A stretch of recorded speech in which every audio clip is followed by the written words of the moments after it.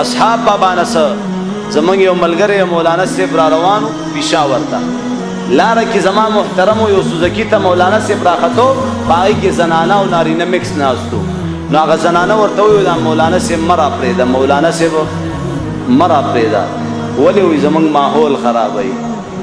مولانا صاحب زموږ ماحول خرابوي او ډرایور مولانا صاحب ته وایي مولانا صاحب خفه نه شي بل ګاډي کې لاړ شي او بل ګاډی کم دی دغه یو ګاډی دی مولانا صاحب اوس د هغه خیرې کتو چې دا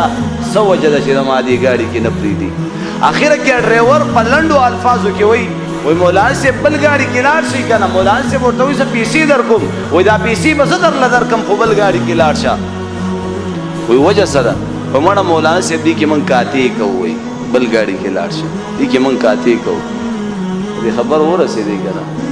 دغه علما دي چې تاسو ته زما عزتمندو په هره موقع باندې ستاسو دفاعي کړې ده ستاسو د زنانو اصلاحي کړې ده ستاسو بچو اصلاحي کړې ده بچو ته درله دین وښودو نن پورې زه دا دی په منبر ناست یم ځان له زور ورکوم سخته په ځان تېروم الا بې مطلبه بې غرضه تاسو ته لګیم زما رونو مسلمانانو موږ او تاسو له مرګ را روان او دا مرګ دا ډېر خطرناک شی ډېر خطرناک شی نو انشاءالله چې موږ به زد نه کوو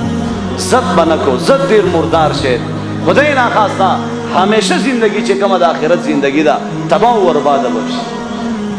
تباه و برباده بشي ما د زړه دا داستان هغه غم هغه فکر ستاسو په حضور کې کېښوستو زما عزتمندو الله دې په دې ټولو خبرو موږ او تاسو له د عمل کولو توفیق را نصیب کړي وہ جو گیت تم نے سنا نہیں میرے عمر بھر کا ریاض تھا میرے درد کی تھی وہ داستاں جسے تم ہنسی میں اڑا گئے وآخر دعوانا ان الحمد للہ رب العالمین